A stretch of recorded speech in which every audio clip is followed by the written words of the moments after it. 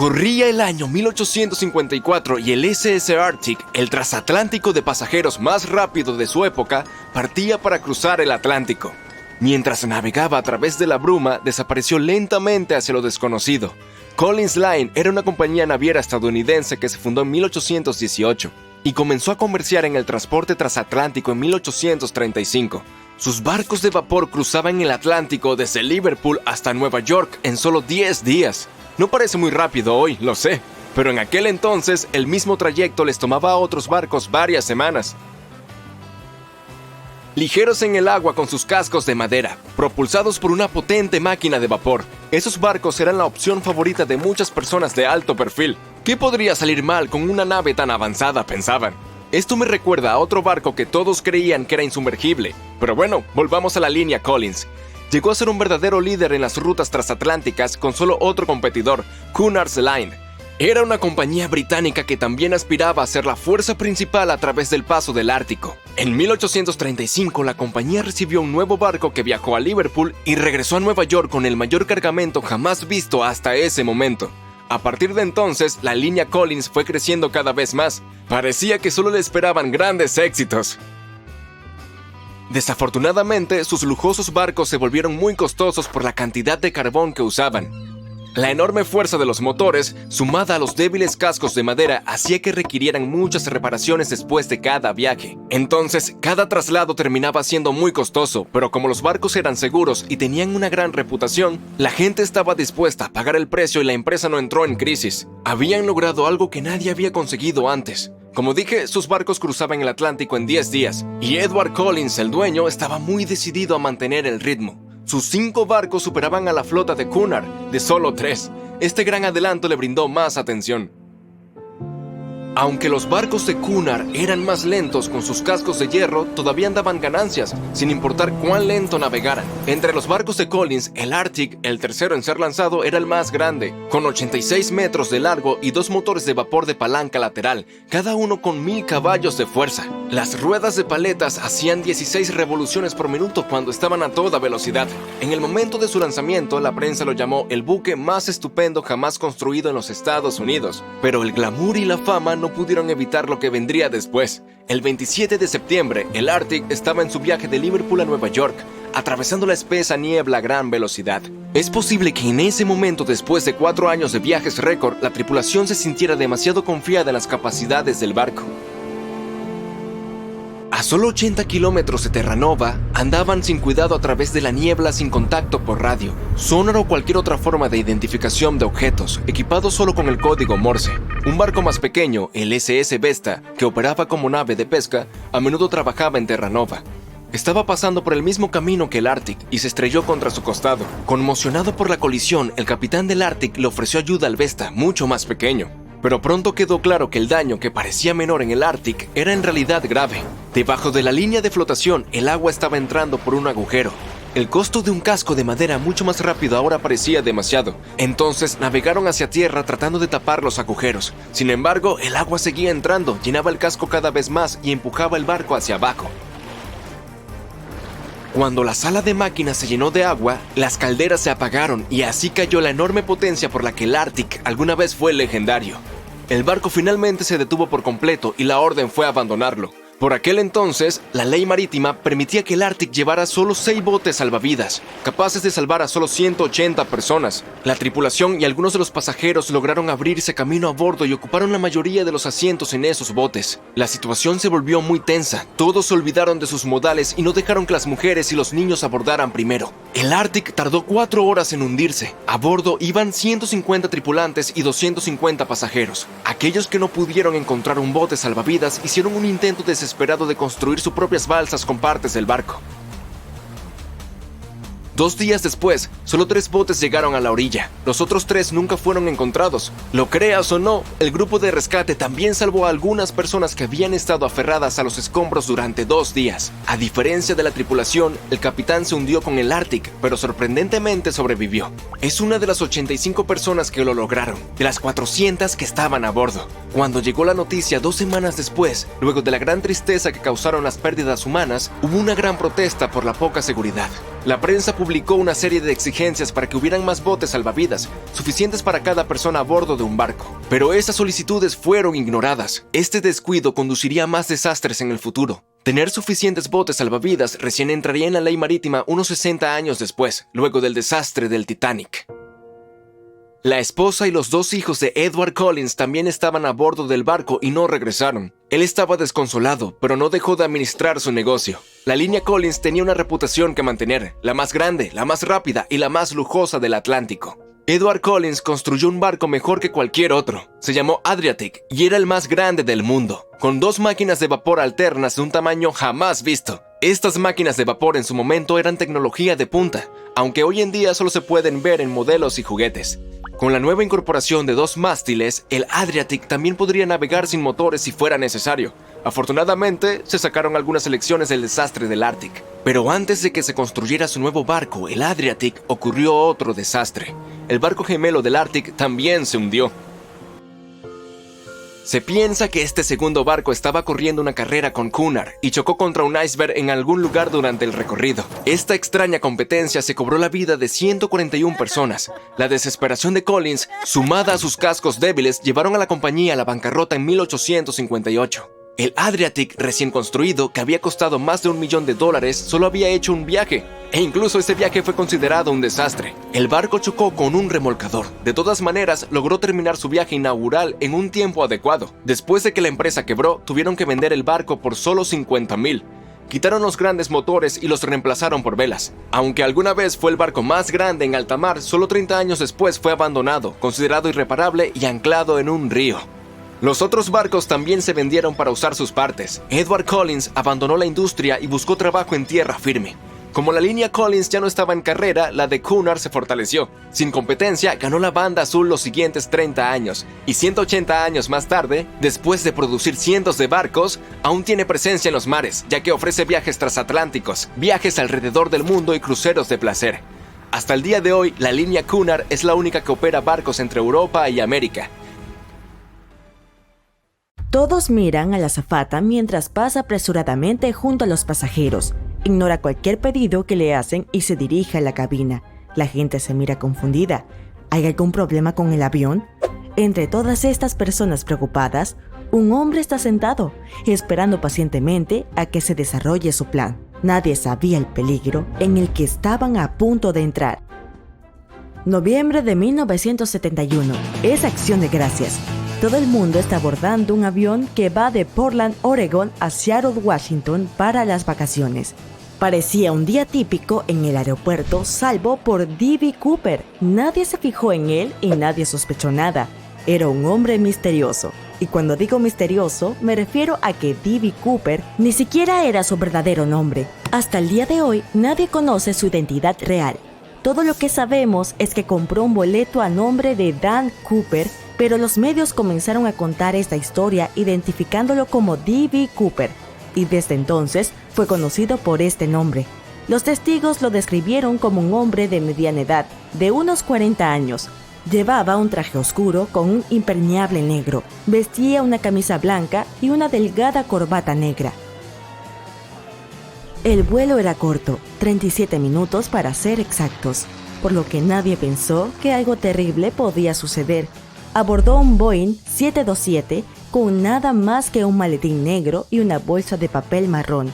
En ese entonces, no había verificación de antecedentes ni escaneo de equipaje como medidas de seguridad. Simplemente entrabas, tomabas tu asiento y listo.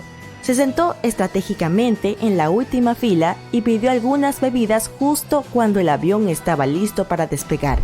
En unos minutos, el piloto anunció que estaban listos para volar. Los pasajeros esperaban comer un delicioso pavo y estar con sus familias en menos de una hora. Cooper tenía otros planes y esperó hasta que el avión estuviera en pleno vuelo para ejecutarlos. Se dio cuenta de que todos estaban en sus propios asuntos. Tenía una nota con él y esperó a que la azafata se le acercara para dársela. Su asiento estaba directamente detrás del suyo, así que, una vez que estuvo cerca, le entregó la nota. Al principio, la azafata no le dio mucha importancia, pensando que el hombre de mediana edad solo le estaba dando su número de teléfono, pero luego se inclinó hacia ella y le dijo que la leyera. Su rostro se puso blanco. No podía comprender si se trataba de una broma o si era en serio, pero ella lo miró y él no parpadeó. La nota insinuaba que llevaba algo peligroso en su equipaje. Para mantener a todos a salvo, exigía $200,000 antes de las 5 p.m. Puede que hoy no parezca mucho, dado que estaba en una posición ventajosa, pero en ese entonces era mucho dinero. Hoy, la cifra rondaría los $1,4 millones. También solicitó 2 paracaídas delanteros y 2 paracaídas principales. La azafata pasó el mensaje al piloto, quien hizo la solicitud a través de la radio. Al principio nadie notó nada, pero luego se difundió la noticia sobre los planes de Cooper. Todos notaron cómo la azafata estaba nerviosa e incómoda. Una vez que aterrizaron en Seattle, Cooper no había terminado. Según las personas a bordo, parecía confiado. Le trajeron el dinero y repostaron el avión para que pudiera continuar con su plan. También le llevaron los paracaídas que había exigido. Fue meticuloso en el orden en que se debían cumplir sus demandas. No dejaba bajar a nadie del avión a menos que le llevaran el dinero. Pidió 4 paracaídas civiles que las autoridades consiguieron en una escuela de paracaidismo. Una vez que los recibió, permitió que los pasajeros se fueran. Las únicas personas que quedaron en el avión eran 3 miembros del equipo de vuelo y 3 tripulantes de cabina. Cooper estaba perdiendo la paciencia porque se retrasó el reabastecimiento de combustible. Además, no le entregaron el dinero en una mochila, como él había pedido. Según testigos, era una persona tranquila y no arremetía contra nadie. Pero finalmente el avión despegó. Nadie sabía cuál era su plan. Mostró el plan de vuelo a los pilotos y les dijo que volaran hacia la Ciudad de México lo más lento posible y que se mantuvieran a 3.048 metros sobre el suelo. La ruta de vuelo estaba bien diseñada, como hecha por alguien que tenía experiencia en aviación. Les dijo que dejaran el tren de aterrizaje desplegado durante el despegue y en pleno vuelo, y que la cabina debía permanecer despresurizada. Su plan estaba en marcha, pero había otro problema. A Cooper se le informó que el avión solo podía viajar otros 1.600 kilómetros con la cantidad de combustible proporcionada. Eso significaba que no podría llegar a México. Después de mucho reflexionar, Cooper decidió que tendrían que detenerse para repostar combustible. Decidieron aterrizar en el Aeropuerto Internacional de Reno Tahoe, Nevada. Cooper sabía que esto evitaría que escapara con el dinero, así que les dijo a todos que esperaran cerca de la cabina. Ahora estaba solo donde deberían haber otros 35 pasajeros. Solo habían pasado 4 o 5 minutos desde que el avión había despegado cuando los pilotos vieron una luz roja de advertencia intermitente que indicaba que la presión interna había cambiado. Un testigo recuerda haberlo visto atándose el dinero a la cintura mientras se colocaba el paracaídas. Algunos de los tripulantes le preguntaron si necesitaba ayuda a través del intercomunicador. Él simplemente respondió no. Y eso fue lo último que les dijo. Una vez que las escaleras se desplegaron por la cola del avión, la parte trasera se desplazó repentinamente hacia arriba, pero el piloto tenía la experiencia suficiente para mantenerla nivelada. Constantemente le decían a Cooper que estaban a punto de aterrizar y que necesitaban cerrar las escaleras, pero él no respondía. Nadie de la tripulación volvió a ver dónde estaba. Aterrizaron a salvo con las escaleras aún desplegadas. Las autoridades acudieron al lugar para barrer el área en caso de que todavía estuviera allí, pero después de 30 minutos no había ni rastro de él. Se pudo confirmar que Cooper había saltado del avión con el dinero atado en la oscuridad de la noche, y desde ese día nunca más se volvió a ver a Cooper. No está claro si llegó a México o no, y no hay evidencia de si sobrevivió o no. Gracias a los números de serie de los billetes que le dieron, parte del dinero se encontró en Washington, pero ese es el único rastro. O regresó a Washington, o el dinero fue encontrado en alguna parte y gastado por alguien más. Si está vivo hoy, entonces tendría más de 90 años, lo que igualmente significa que es posible que no lo esté. Pero esto no es un callejón sin salida. A lo largo de los años, muchas personas se obsesionaron con D.B. Cooper y acudieron a las autoridades para decir que fueron ellas quienes lo hicieron, pero solo buscaban llamar la atención. ¿Quién no querría ser el protagonista de esta historia? Las autoridades incluso creyeron que podría haber sido canadiense, ya que Cooper tomó su nombre de un héroe de cómics que solía saltar de los aviones para escapar del peligro. Tantas teorías surgieron de la nada, pero ninguna fue concluyente. Hubo un boceto famoso de Cooper, pero es difícil identificar realmente al hombre. Cooper se convirtió en una celebridad y un héroe para algunos. Muchas personas incluso lanzaron una CooperCon en las que los fanáticos del hombre misterioso se reunían y compartían sus teorías y la supuesta evidencia de su existencia. La verdad es que todavía no sabemos quién era. En 2016, las autoridades decidieron no buscar más a D.B. Cooper. Afirmaron que consumía demasiado tiempo y que era una de las investigaciones más exhaustivas de toda su historia. Todo lo que sabemos es que este incidente cambió para siempre la forma en que abordamos los aviones. Al principio, escuchas un zumbido agudo. Luego, chispas comienzan a volar en el aire alrededor de tu cabeza. Las bombillas comienzan a parpadear. Un crujido ensordecedor que hace que casi saltes fuera de tu piel. Entonces sientes calor como si estuvieras en medio de un desierto.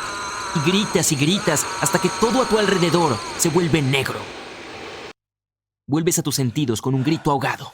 Estás tirado en el suelo en completa oscuridad. Intentas ordenar tus pensamientos. Por la mañana, decidiste visitar a tu mejor amigo, un inventor.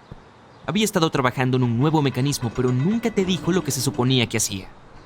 De todos modos, llamas a la puerta de su casa, pero nadie abre. Entonces notas que la puerta estaba entreabierta. Entras a la casa. En el interior reina un silencio inquietante. Moviéndote lenta y cuidadosamente, llegas a una escalera. Conduce a la planta baja, al laboratorio de tu amigo. Normalmente no deja entrar a nadie.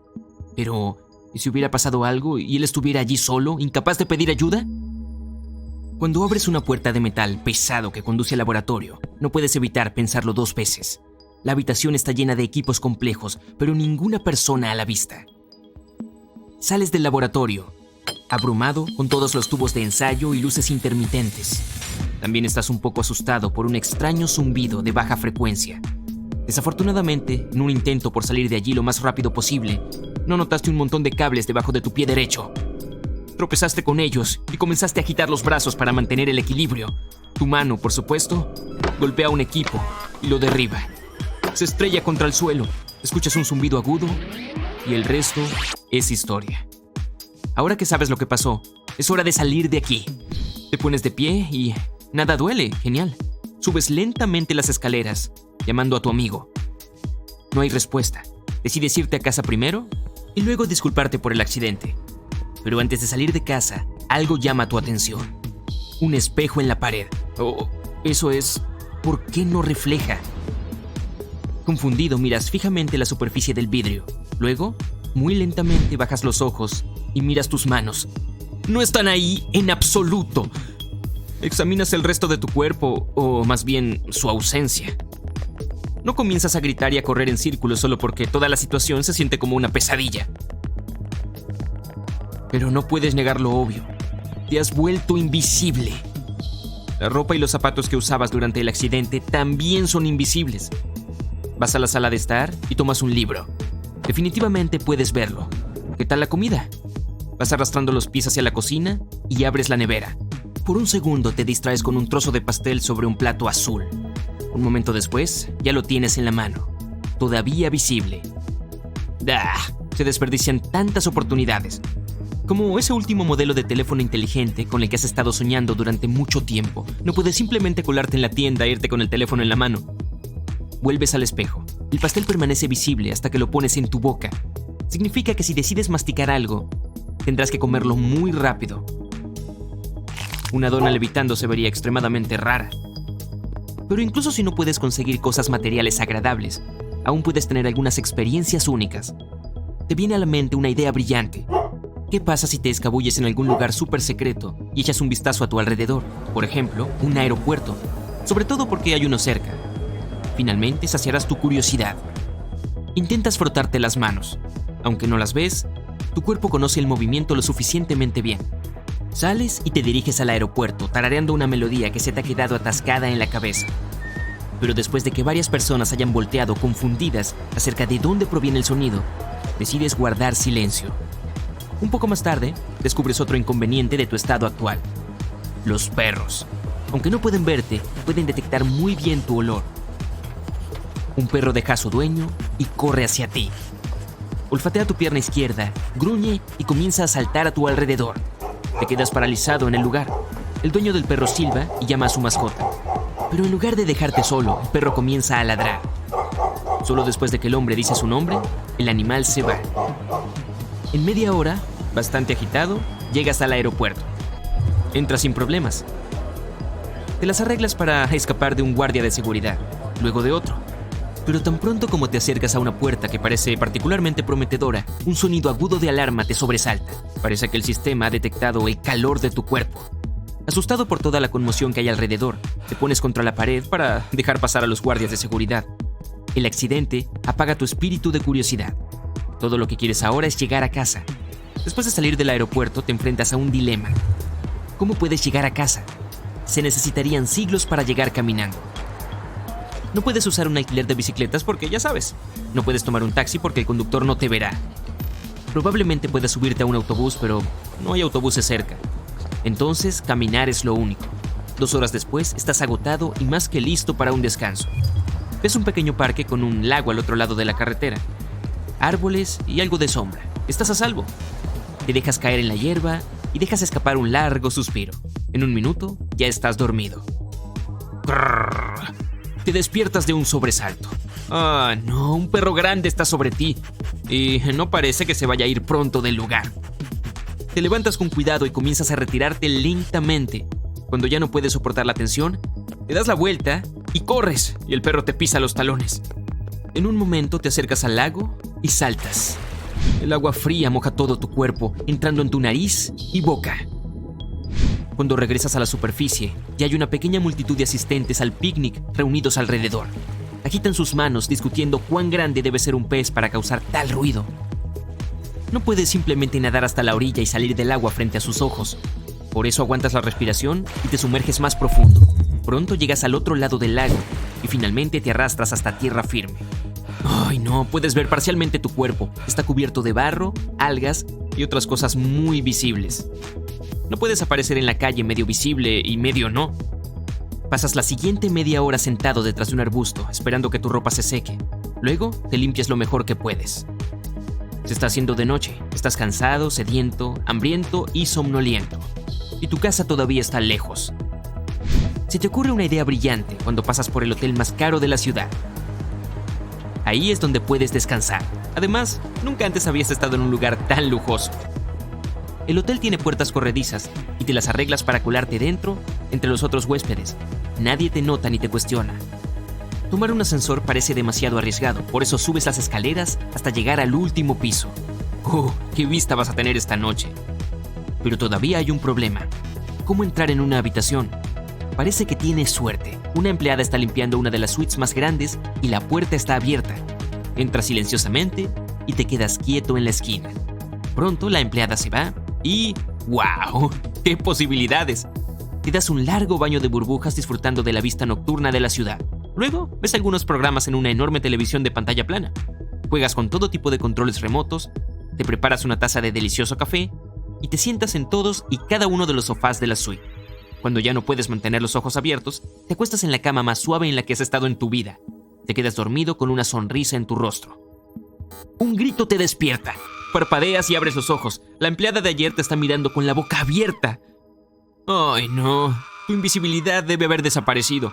¿Ahora qué?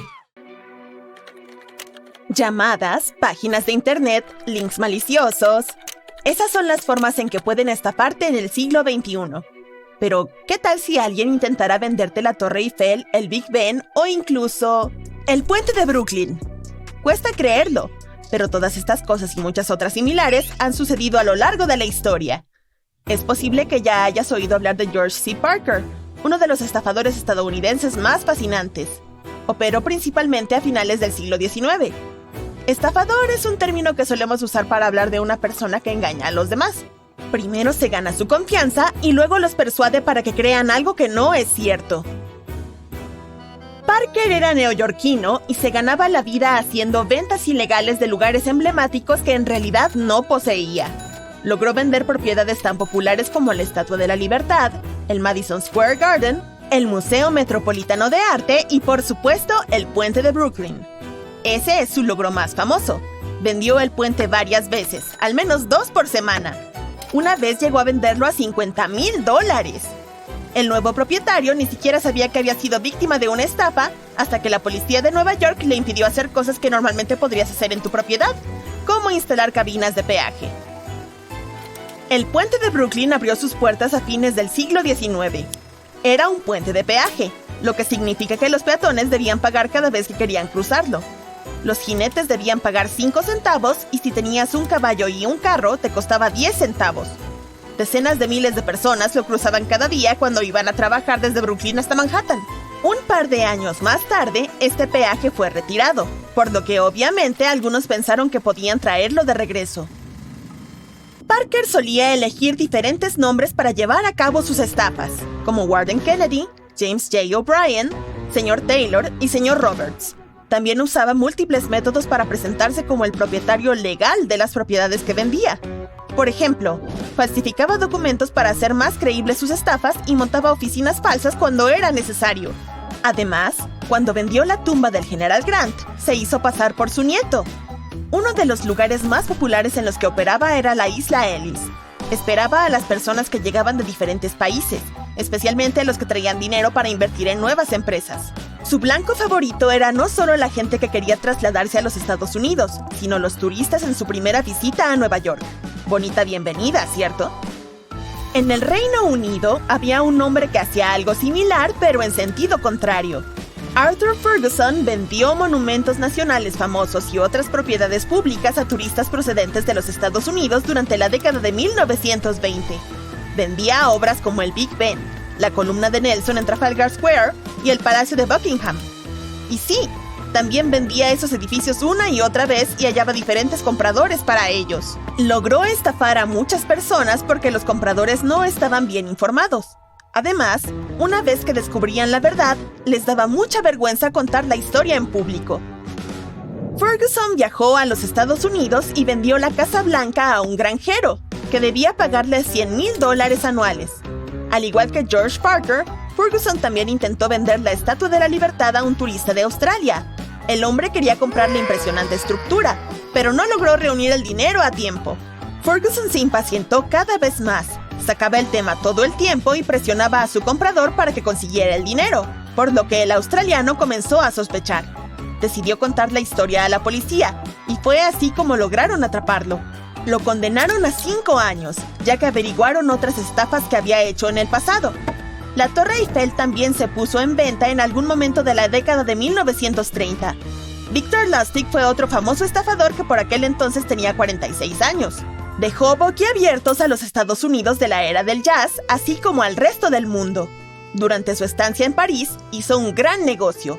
Vendió la Torre Eiffel y no solo una, sino 2 veces. El negocio de Victor era bastante sencillo. Organizaba reuniones con personas que necesitaban chatarra y las convencía de que la Torre Eiffel iba a ser demolida porque necesitaba una reparación urgente. El que ofrecía la oferta más alta se quedaba con los materiales. Era un hombre encantador con grandes dotes de comunicación que lo ayudaban a convencer a sus compradores de que la torre realmente sería suya tras la compra. Tenía decenas de pasaportes falsos y a menudo cambiaba de nombre mientras hacía negocios ilegales. Existe una interesante leyenda local que se cuenta en Wichita Falls, Texas. En 1919, un hombre tuvo la idea de convencer a la gente que vivía allí de que iba a construir un gran edificio que se alzaría hasta el cielo, algo que hoy llamaríamos un rascacielos. Recaudó $200,000 y construyó un edificio de solo 4 pisos. Tenía 5 metros de profundidad y 3 de ancho, mucho menos de lo que se suponía que debía tener. La medida que presentó en la documentación no estaba en pies, sino en pulgadas, un detalle que los inversores pasaron por alto. Por supuesto, el inversor que tuvo la idea original huyó con sus ganancias, dejando atrás una humillación conocida como el rascacielos más pequeño del mundo. En el siglo XVIII, una mujer llamada Barbara Ernie viajaba por Liechtenstein. Durante sus viajes llevaba un gran baúl sujeto a la espalda. Era nómada, por lo que a menudo se detenía para buscar alojamiento. Cada vez que hacía esto, le decía al posadero que sus objetos más valiosos estaban en el baúl y le pedía que lo guardara en la habitación más segura de la posada. Los posaderos le hacían caso. No sabían que adentro del baúl no había joyas ni ropa. En realidad, su compañero de viaje salía de él, tomaba todas las cosas de valor y huía con Ernie, algo que duró 15 años hasta que por fin atraparon al dúo viajero. Un vendedor de muebles de la bahía de San Francisco descubrió su idea de negocio en los años 70 y 80. Llenó la zona con anuncios que irritaban mucho a la gente. Después, llevó las cosas a otro nivel. Le dijo a todo el mundo que era el dueño del 50% de la mina de oro Golden Gulch, justo al lado de Truth or Consequences, Nuevo México. Todos escucharon la historia de que el yacimiento estaba listo para buscar oro, y estamos hablando de mucho oro, con un valor de hasta $93 millones solo en el primer año. Su empresa vendió acciones que le reportaron grandes beneficios. Por supuesto, todo era una estafa. En 2010, un camionero sin trabajo tuvo una idea bastante insólita. Intentó vender el Hotel Ritz de Londres a casi $300 millones. No estaba nada mal, teniendo en cuenta que el valor real superaba los $700 millones. El conductor se hizo pasar por un buen amigo de los propietarios de este lujoso hotel y también se presentó como su socio. Dijo que los propietarios tenían sus propias razones para vender el hotel a través de un tercero y que no podían hablar de ellas. Su comprador incluso le entregó $1 millón como comisión inicial. Luego, el conductor le dijo que había recibido una oferta aún mejor, así que se la pasaría a otro comprador, pero que no le devolvería la comisión. Algunas personas han intentado vender cosas extrañas online. Por ejemplo, a principios de la década de 2000, cuando Internet apenas estaba expandiéndose y mucha gente ni siquiera entendía el concepto de compra digital, un hombre de Australia intentó vender un país entero en eBay. Sí, podías comprar Nueva Zelanda en una subasta de un mes y el precio inicial era de $0,01 australianos. Algunos compradores potenciales se lo tomaron bastante en serio, por lo que el precio alcanzó los $3,000 antes de que eBay interrumpiera la subasta. La anomalía del mar Báltico. En 2011, un equipo de submarinistas bajó al fondo de la parte norte del mar Báltico en busca de un tesoro. Lo que encontraron fue un objeto bastante extraño. Cuando tomaron fotos y se las mostraron a los demás, muchos creyeron que se trataba de una nave espacial hundida de otra civilización.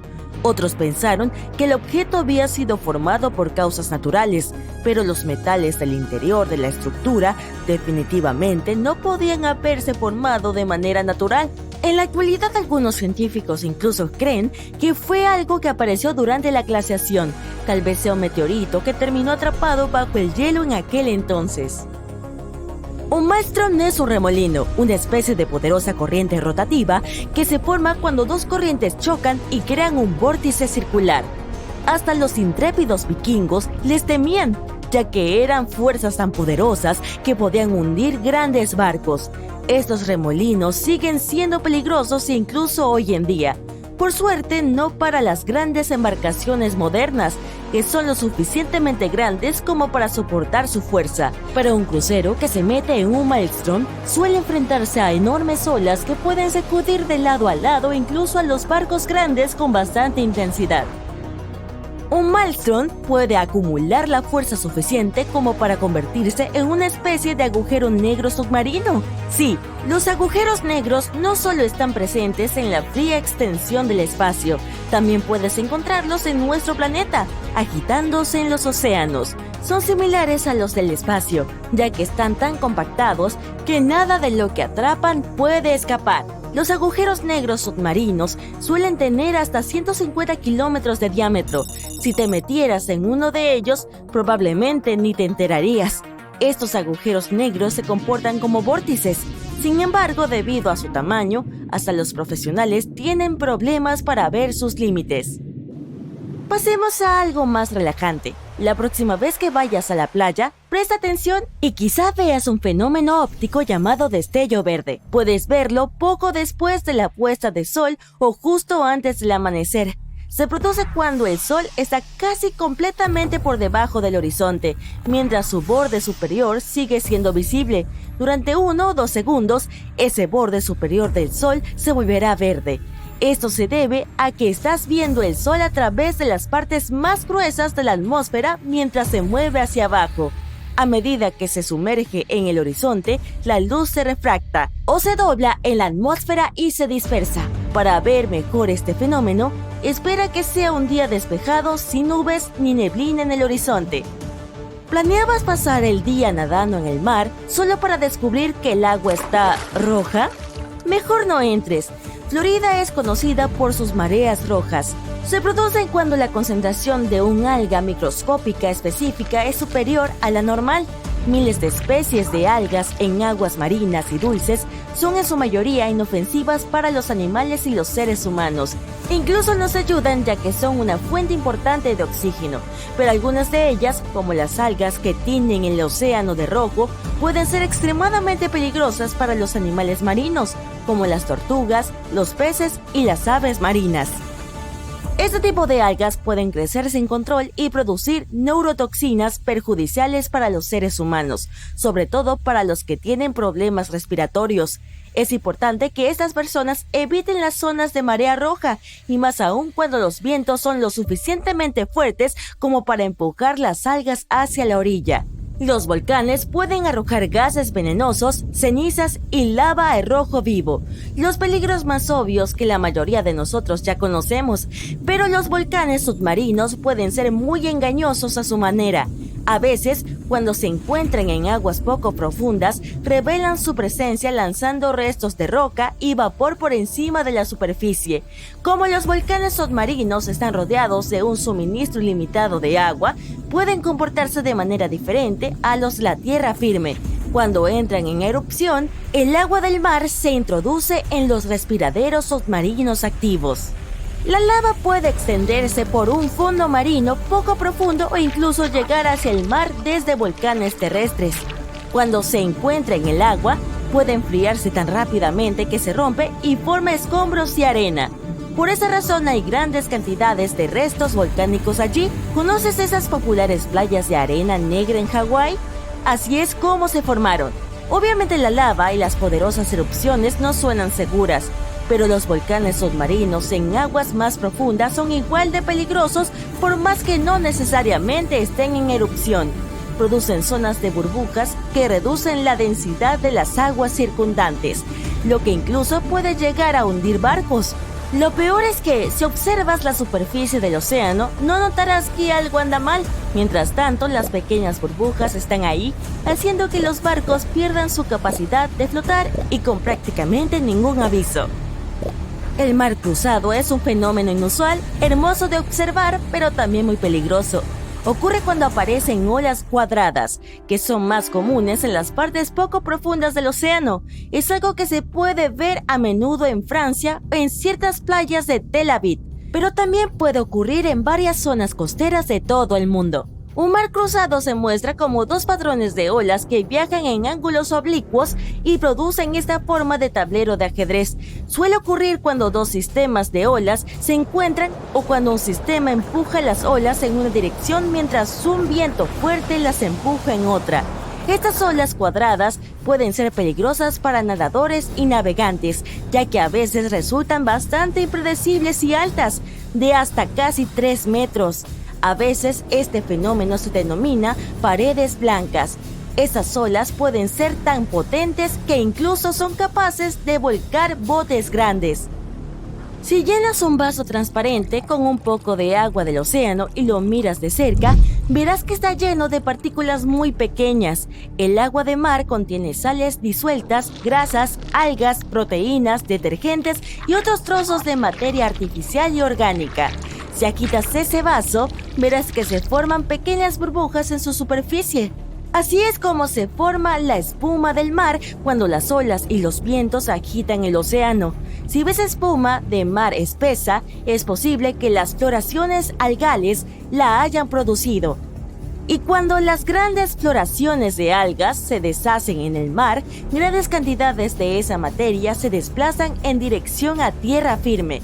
La mayoría de los tipos de espuma marina no son peligrosos para los humanos. Sin embargo, cuando las floraciones algales se deshacen, pueden tener un impacto negativo tanto en el medio ambiente como en nosotros. Por ejemplo, cuando las burbujas de espuma de mar estallan, las toxinas que contienen se liberan en el aire, lo que puede irritar los ojos o causar otros problemas de salud. Puedes ver macareos en las zonas donde un río desemboca en un mar o en un océano. Se trata de una marea poderosa que va contra la corriente y empuje el río hacia arriba. Un macareo entra en la categoría de algo llamado oleaje, que es un cambio repentino en la profundidad. Un macareo es un oleaje positivo, lo que significa que empuja el río hacia arriba y lo hace mucho más profundo. Un oleaje negativo ocurre cuando el río se vuelve poco profundo repentinamente. No se ven macareos en todas partes.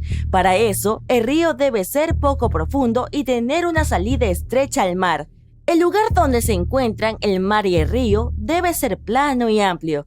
Además, la zona entre la marea baja y la alta debe tener al menos 6 metros de ancho. Por supuesto, existen algunas excepciones, como el río Amazonas, el más grande del mundo. La desembocadura del Amazonas no es estrecha, pero el río presenta macareos. Esto se debe a que su desembocadura es poco profunda y tiene muchos bancos de arena e islas bajas. La marea es tan fuerte que el río no tiene delta. Sus sedimentos van directamente al Océano Atlántico, donde las corrientes rápidas se los llevan. Los macareos suelen ser...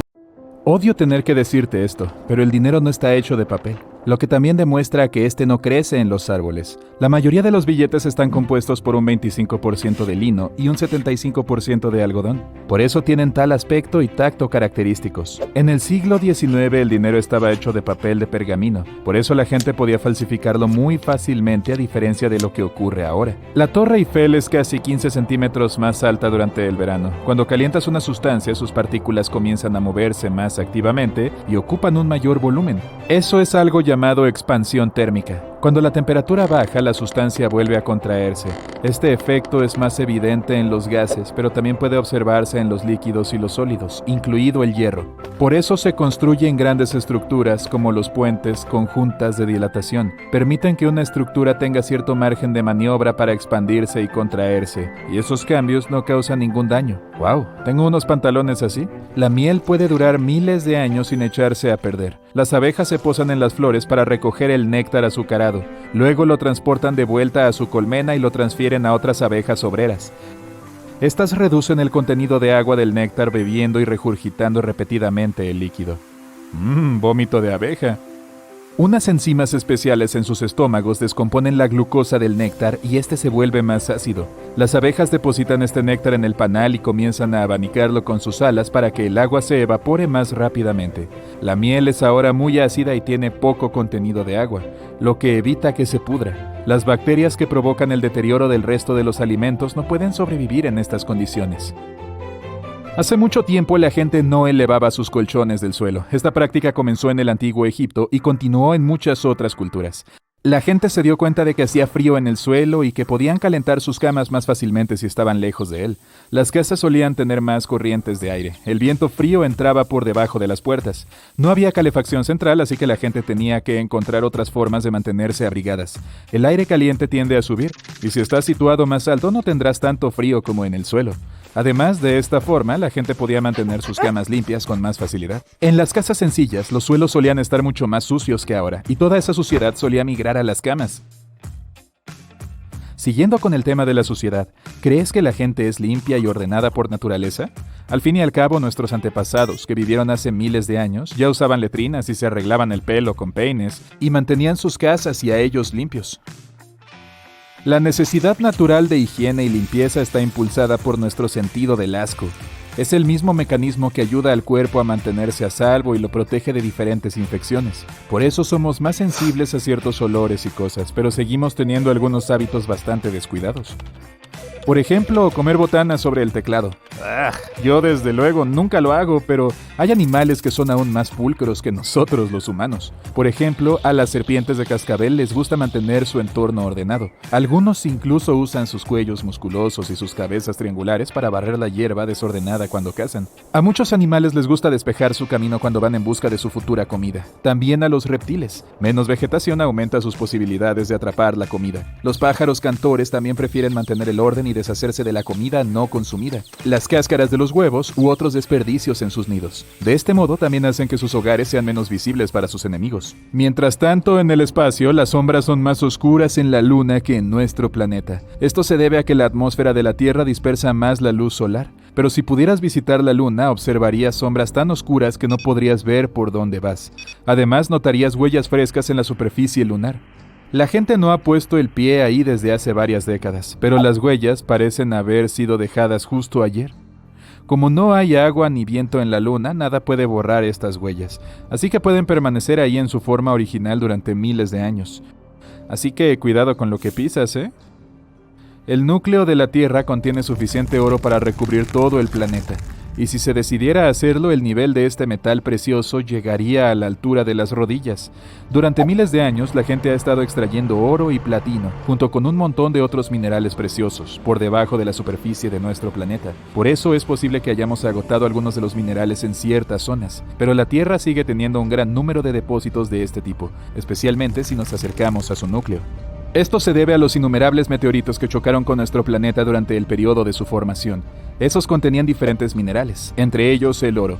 Por aquel entonces la Tierra aún estaba en estado fundido, así que la mayor parte del oro, un elemento pesado, se hundió en las profundidades de su núcleo, y el manto de silicato colocado sobre el núcleo atrapó cantidades realmente enormes de oro y algunos otros minerales. Por desgracia, la mayoría de ellos están un poco fuera de alcance ahora, ya que hablamos de 2.900 kilómetros por debajo de la superficie y de temperaturas de miles de grados, demasiado caliente. En otras palabras, seguro que si estuvieras a punto de ir al espacio, una de las primeras cosas en las que pensarías sería el traje espacial. Pero, ¿sabes que es posible sobrevivir en el espacio aunque no lleves ninguna protección? Bueno, no te hagas ilusiones todavía, no durarías más de 15 segundos. Ese es el tiempo que tardarías en perder el conocimiento porque el oxígeno dejaría de llegar a tu cerebro. En 1965, un técnico despresurizó accidentalmente su traje dentro de una cámara de vacío. Perdió el conocimiento después de 12 a 15 segundos. 27 segundos después, su traje, por suerte, se presurizó de nuevo. El hombre dijo después que recordaba que la humedad de su lengua empezaba a hervir. También perdió el sentido del gusto y no lo recuperó hasta 4 días luego del accidente. Tampoco puedes aguantar la respiración en el espacio, así que eso no te salvará. Tus pulmones se romperán en un momento dado porque el aire de su interior se expandirá. El oxígeno de otras partes de tu cuerpo también empezará a expandirse, lo que significa que te inflarás hasta el doble de tu tamaño habitual, casi como la tía Marge de Dudley Dursley de Harry Potter. Bueno, no del todo. No vas a explotar solo gracias a la elasticidad de tu piel que seguirá manteniéndote unido, y los líquidos de tu cuerpo también empezarán a vaporizarse rápidamente. ¿No suena agradable? No, el océano tiene su icónico color azul gracias a la luz del sol. Cuando el sol brilla, el agua absorbe las longitudes de onda naranja y roja más largas y refleja las ondas de luz azul más cortas. Esto solo es posible cuando hay una gran cantidad de agua. Por eso, cuanta más agua haya en un lugar, más azul será. Por eso, el agua que echas en tu vaso no tiene nada que ver con este hermoso color azul del océano. El océano cumple muchas funciones importantes. Por un lado, produce entre el 50 y el 80% de todo el oxígeno de nuestro planeta, lo que significa que nos mantiene vivos, pero también ayuda al funcionamiento de Internet. Así que cuando te rías con un video gracioso de un perro o veas tu serie favorita, dale gracias al océano. La mayoría de los cables que alimentan Internet y, por tanto, permiten que personas de todo el mundo lo utilicen, operan bajo el agua. Se trata de cables submarinos, kilómetros y kilómetros de cableado que se entrecruzan en el fondo del océano. Hay barcos especiales para colocar todo eso. Están diseñados específicamente para eso, para asegurarse de que nada dañe los cables y tu internet. Hay que colocarlos en tramos relativamente planos del fondo del océano. Los cables también deben estar alejados de viejos naufragios o de grandes ecosistemas oceánicos. Algunos de estos cables tienen un revestimiento especial que los protege de los daños. De este modo, ningún tiburón hambriento o pez curioso tiene la oportunidad de mordisquear el cableado. Los árboles hablan. Bueno, no exactamente como las personas, pero tienen su propia forma de comunicarse. Sus raíces están conectadas a través de una red subterránea de hongos. Esa red recibió el apodo de The Wood Wide Web. Gracias a esta, los árboles pueden compartir recursos entre sí. Así es como hablan. Usan estos hongos para transmitir nutrientes y agua de un árbol a otro. Por ejemplo, hay un árbol madre o uno que es más fuerte y viejo que otros en el bosque. Entonces comparte algunos de sus nutrientes y azúcares con los árboles pequeños que crecen cerca. Gracias, mamá. Mira todos estos insectos volando en un bonito día soleado. ¿Crees que se queman con el sol? Bueno, los que pasan la mayor parte del tiempo al aire libre no lo hacen. Tienen exoesqueletos oscuros que contienen melanina.